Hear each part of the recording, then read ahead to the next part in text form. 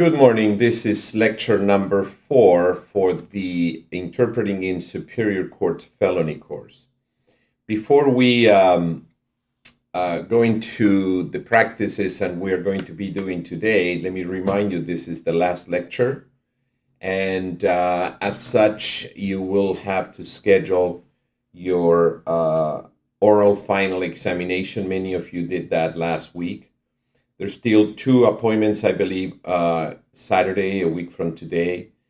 You need to complete that final exam the Saturday, the 10th, I believe, because your next course begins on the 17th. And as a result of it, if it gets filled up, there's no more slots available, then I will be adding some more dates. For you. In fact, there are some dates already added for Wednesdays.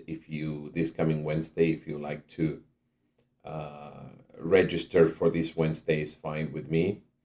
It's in the evening Pacific Standard Time, and we basically need to get the written and the final exam completely done by the 13th of September. So that you can get your report card on the 14th. That's the Wednesday before your next course begins.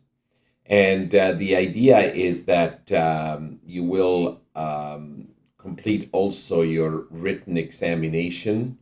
And by that I mean that you will do the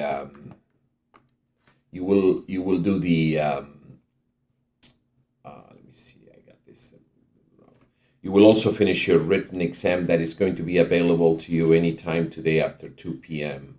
So you do have to finish the written exam first, if possible. Although technically you have until the 12th at midnight to complete that written exam. And also you need to schedule your examination, your oral examination for this course, and you can do that now if you like. If you haven't done it yet, you can go to the side on the menu where it specifically says schedule final oral, and that's how you will take care of that.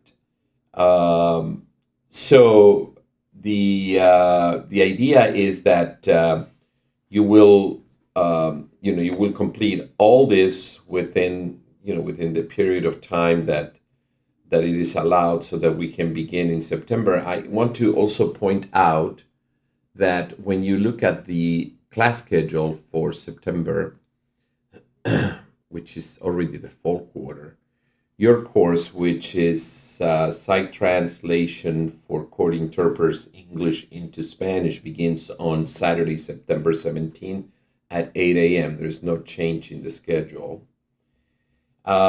And the next course really is going to be Spanish into English. So that course, English into Spanish, ends October 15th, but the next course begins on November 12th, as you can see there on the schedule. So we have a really long break between October 15th and November 12th, about 3 weeks or so. I'm going to be out of the country, and that's the reason why we had to schedule it that way. So I just want to point that out to you. There's no mistake in this schedule. There is definitely a long break between your English into Spanish course, which begins now on September 17th, and your Spanish into English, which begins really on November 12th. Now, regardless, it ends on the regular time that we always end this course, which is December the 10th. So that's why there is a very little break between next week between this class and the next class. And that's because what we did is we combined the regular 2 weeks from this break that we have in this class or this period, and then the regular 2-week break that we have between the English into Spanish to Spanish into English course. So it's just all combined there, and that's why we have such a long period of time as kind of a break, which is good. It allows you to review everything. You're going to find that the next course, which is the English into Spanish course, is not as difficult as you think. I think it's the easiest course of all. In when you look at all the courses that you've taken, particularly after doing misdemeanors course, and then this one, particularly misdemeanor, which I'm sure you're still working on that material. So it is a very straightforward course. So you could work, you can continue work on the attaining better speed in the simultaneous in both the misdemeanor and the felony course while you are taking the English into Spanish course.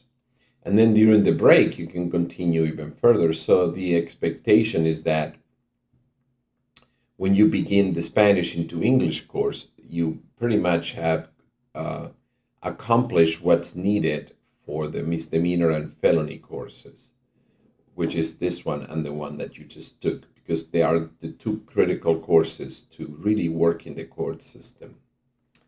So having said that, let's just make sure that we all understand that you can take your written examination anytime today after 2 p.m.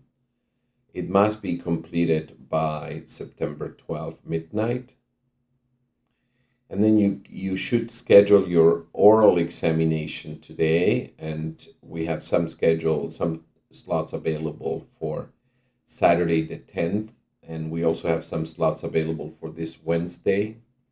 I gave you the chance last week of taking the appointments for Saturday morning. Hopefully you did. But if you didn't, you still have that opportunity in case you miss class. There's still 2 appointments available around 1 o'clock, I believe, on Saturday next week. So you got to complete that final exam, then you will get your report card on the 13th or 14th, somewhere in there. And then after that, you receive the report card, then you're ready to start taking the next course. The requisite for next course is not even completion of this one. If you completed the consecutive course, then you can really take the next course. So there is no need for you to wait for your report card. If you are going to continue with the next course, you can register. There's not going to be any block of anything in the system because you have already completed the consecutive course. So there is no need from that point of view. But I like you to have your report card before you begin the next course. And therefore, I will submit that on the 14th, on September 14th, and I'll then we'll continue with the remaining with the next course, which is the English into Spanish. Having said that, today we would like to do is go over typical scenarios that can occur in a court of law when you are assigned as an interpreter in a certain department or area or jurisdiction. And we're going to be listening to tapes directly from court today, so that you can give it a try, of course, but also you can, we can learn in the process as to what actually occurs. One of the main things that you're going to find that occurs in court is that the whole point about being efficient in a courtroom is really critical for all the players there. And by that I mean that, just put it in a plain language, everybody wants to get out of that courtroom as soon as possible. And when we say everybody, we're talking about everybody who's the court personnel, including the interpreter. So you want the clerk wants to finish and close the courtroom so that he or she then, although he or she has to be there until 5 o'clock, at least they don't have to deal with the public, which takes a lot of time, and they can get some paperwork done. The judge wants to get out, so wants to go home. The bailiff, doesn't make a difference for the bailiff, but at least they don't have to deal with people, which is, it's the bailiff's main job is to make sure that there is no, that there is safety, or that everybody is safe in that courtroom. And therefore, if there is no one come in and the court is dark, we call it, when you close the courtroom, then going to be much better for that bailiff because he or she may be assigned to the lockup where they deal only with the inmates. The court reporter wants to finish so that he or she can start working on the transcripts. The interpreter wants to finish so he or she can go to the interpreter's office and wait for the next assignment, if any, or if not, just basically stay there until the end of the day. So there is this idea of efficiency that it is so critical in a court of law that will determine how much or how well received you will be, you the interpreter. So the most judges try to form a team that makes this process as efficient as possible. And you will be part of a team. And sometimes the judge finds that the interpreters are coming every week. The judge gets a different interpreter, so the judge feels that it's difficult to have that efficiency because in terms of efficiency, the interpreter is critical. If it takes you too long to go and do the documents, remember that those forms that you have to look in the misdemeanor course as well as in the felony course, the guilty plea in Superior Court. If it takes you a long time in the cells to do that, then nothing can happen in the courtroom if an interpreter is needed because the interpreter is occupied already with those forms. So that delays the process.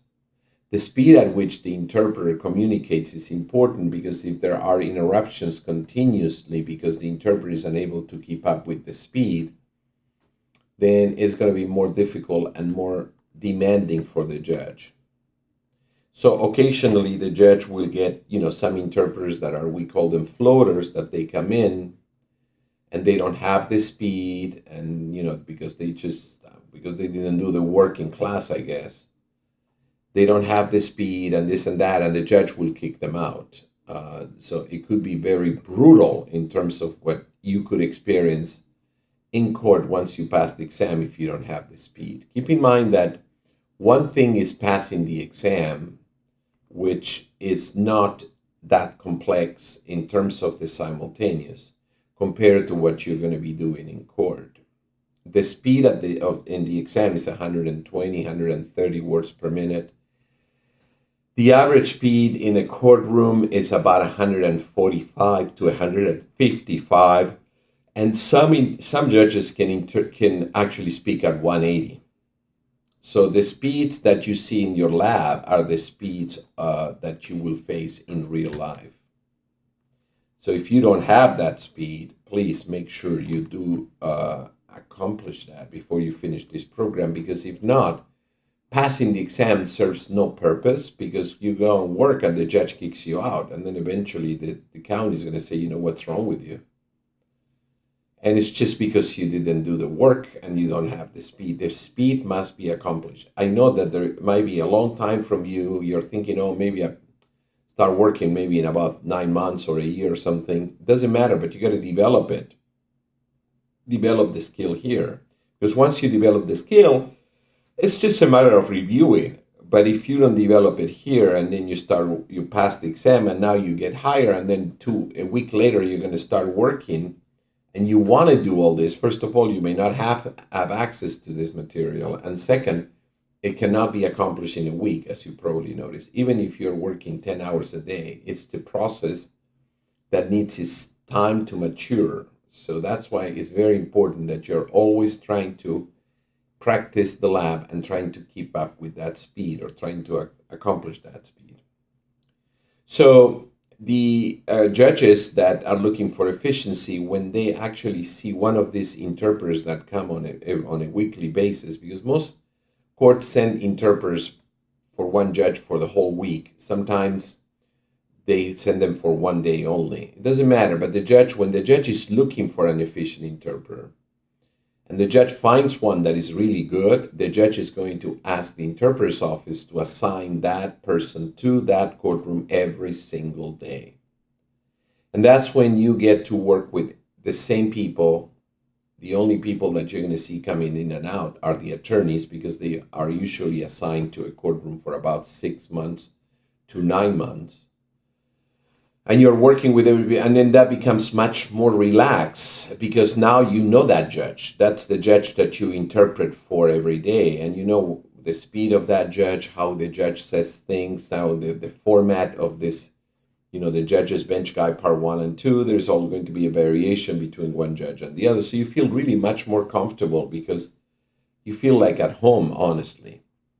Besides the fact that you establish a different relationship with the court personnel than if you're just going there on a daily basis or only one day and then you may not show up for another week. So this is important. Efficiency is important. One of the things that judges do for efficiency purposes, and this is mainly done in misdemeanors, but it occasionally can also happen in felonies, is to make sure that when they have 3-4 cases, when there are 3 or 4 defendants who decided to take an offer, and the interpreter went to the cells and read those forms that you had to study in the misdemeanor course, like, let's say, DUI, Advisement of Rights, Waiver and Plea Form, Lecture 2 from last course. When they, and then you interpret, read all that to all 4 of them or 3 of them, let's say 3 of them. And the judge now has to take a plea, in other words, has to go through the process like similar to California judge's bench guy for each individual one. There are certain things that are set by the judge in those proceedings that really apply to all 3 defendants, like the rights, right? Like the consequences of the plea, like the immigration consequences, the probation consequences, if you're on probation or parole in any other case, a guilty plea, in this case can be considered a violation of your probation or parole in that other case. So that those type of things are repeated, and it's the same for all 3. So there is really no point for the judge to say the same thing, call one case at a time. There's no point. It is always advisable, and what most judges will do, particularly if they have experience, is that they will call all 3 cases. So he will be the first defendant, he will be the second defendant, and here will be the third defendant. And let's say they all speak Spanish. So now when the judge calls the cases, the judge is going to call the case for number 1, 2, and 3 all at once. And then here is the interpreter. Now here's the judge. Usually these people are handcuffed, okay?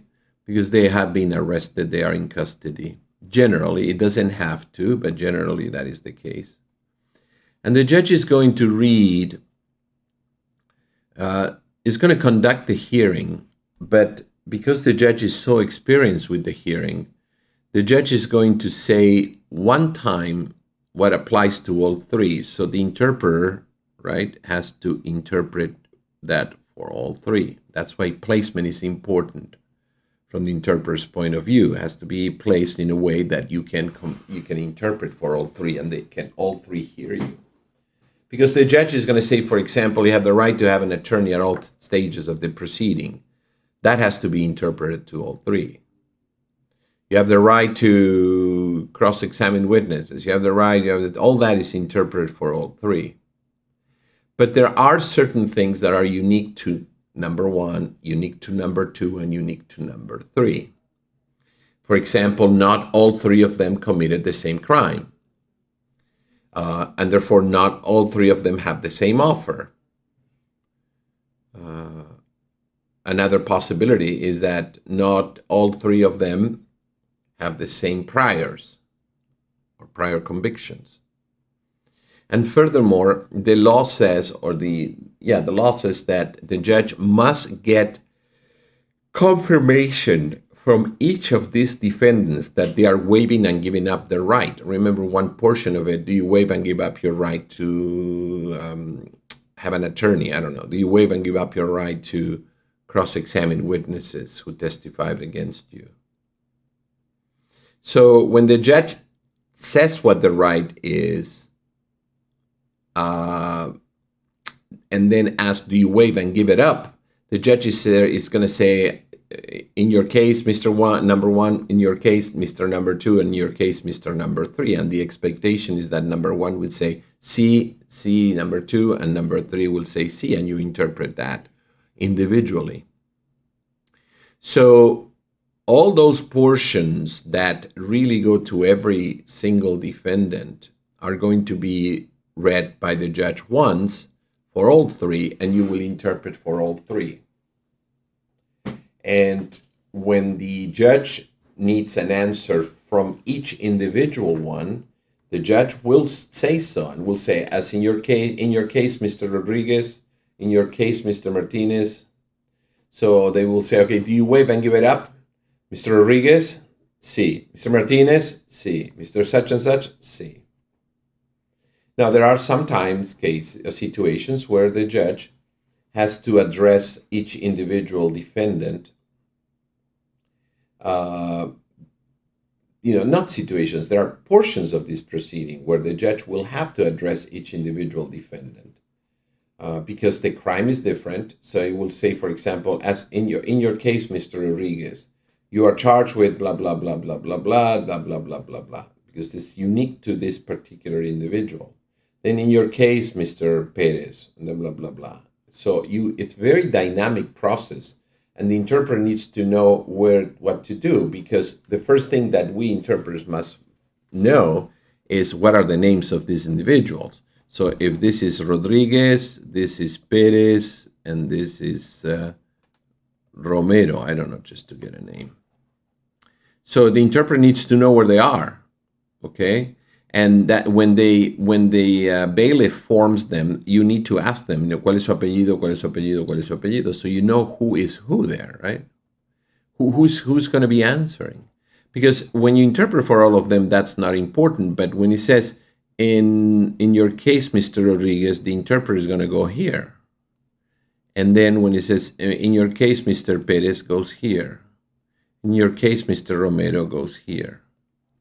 The judge is going to do this, and the bailiff and the judge, because of the efficiency that we mentioned that occurs in most courtrooms, the bailiff is going to place this row, Rodriguez, Perez, Romero, in the same order in which the clerk placed the cases for the judge. So the clerk didn't, the clerk most likely has Rodriguez first, Perez, and Romero. So the judge is just following that sequence. It's very rare that the judge will say Mr. Rodriguez and then Romero, and you have to go all the way to this side. It's very rare. They always place them in the sequence and that it is before the court. So they put Romero. So the clerk usually tells the bailiff, okay, who's number one? Romero, Rodriguez, Perez, Romero, okay? So then the clerk will put the case files in that order, and therefore the judge is going to follow that order. This particular setting is very, very common, very, very common, right? And sometimes it gets even more complex, because here we have a situation where all three speak Spanish. Sometimes we have a situation, and we're going to hear one judge, a real judge, taking care of this situation. Everybody spoke Spanish, okay? So the interpreter, that you need to interpret for all three. There are, however, cases where you have this situation. You have maybe 5 people. This speaks Spanish, this speaks Spanish, and hopefully if the court is organized, it will be like this. Let's do 6. So in this case, it's very important that you act accordingly, meaning that the interpreter has to be placed right here so the interpreter can communicate with all three, or can transfer everything to all three. It would be a terrible thing in a court of law if you have something like this. Look, if you have this distribution in terms of languages, because now you have to take care of this, this, and this, and it's going to be very difficult. You got 6 people that are shackled and handcuffed to each other, and you got to move from right to left. And worst case scenario is that quite often these people are placed in the jury box. And the jury box has different levels. So you have a level 1, right? And then you have a second level, and then sometimes third level. So if you place them here in level 1, where is the interpreter going to go? It's difficult because there is no space between level 1 and level 2 for the interpreter to be behind the defendant. It's very tight. Remember, there is going to be chairs there. They don't remove the chairs.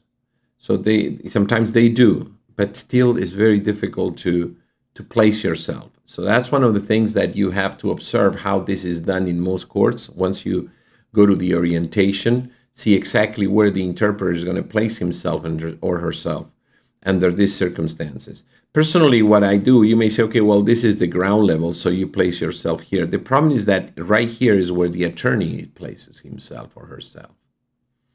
And the attorney represents all 6 of them. So you can't be placing there because you're going to be fighting for that location, right? So I personally go to the second row. It forces me to kind of, lean forward a little bit. And I need to know exactly where they are. And you got to be very careful when you do that because there are chairs on that second row. You can, you can fall down. It's not an easy thing to do. If they do it right, meaning the bailiff and everybody, they will put everybody who speaks Spanish next to each other. Okay. The order in which the judge is going to be reading and addressing each of these individuals, because remember, the judge read something for all of them, and then the judge is going to address one individual at a time. So the judge will address them following this order: 1, 2, 3, 4, 5, 6. So you'll be fine. So if you can place yourself here because these 3 are the ones that speak Spanish, then you can you have you don't have to walk that much. Let's put it that way. You have your own. It's much easier to position yourself. Sometimes these people are just simply standing in front of the court. Some bailiff puts them in front of the court, meaning that, when you look at the courtroom, you have a judge, and then here you have 2 tables, one's for the prosecutor, one's for the defense, and sometimes they place them here. And of course, here is the cell. The cell is here, right? So here's the cell. And let me just move this a little bit so you can read it. There you go. And here is where the jury box is. And that's why it's so convenient to place them in the jury box, because as they finish with number 1, they remove number 1 and take him there when they do it in the jury box. So they will probably go this way. So they go all of them, and then they start with number 1. When number 1 is finished, then number 1 is taken. So now we have only 5. Because remember, the bailiff doesn't want to have that many defendants in that courtroom either. So when they place them here like this, it's more complex, more difficult for the bailiff to actually move them. And that's why they always prefer to be close to that door that takes them to the cell, so that they can take one at a time. Mm-hmm. So this is kind of the setting. Now, in this particular example, in this example that we're going to do next, this is the setting. Okay, this is exactly the setting. The judge who's going to call 3 cases, the interpreter, all 3 speak Spanish, and let's see what actually happens in that case. Let's hear. Of course, you can interpret. If you just want to listen to this material, you're going to find that you know most of it. I don't know if you can keep up with the speed. I'm going to give you the exact speed at which the judge addressed these individuals. This is from Los Angeles Superior Court, and I think it's Department 60 or 61. I'm not sure. One of those 2, and they deal mainly with custody, so we expect this to be 3 people in custody. So you're going to be able to hear it, but because you cannot see it, I want to make sure that you keep in mind what the arrangement is. If you, honestly, for that courtroom, that's why it's so important for you to know the courtroom before you go in there, or that's why we want to work always in the same courtroom, because we know exactly where things are. In that courtroom that you're going to be interpreting, it's really interesting because the judge is here. Here you go to the cell, and here they have, it's not a jury box because they don't do jury trials in that courtroom, and that's Department 60. And they place them right here, okay?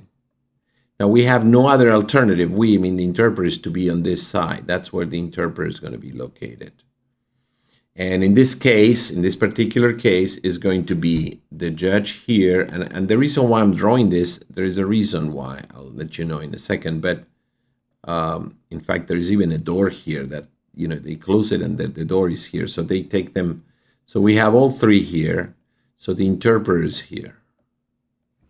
Now there are some tables here, as I indicated, clerk and stuff. The distance between the judge and this individual, I would say, is approximately, about 35 feet.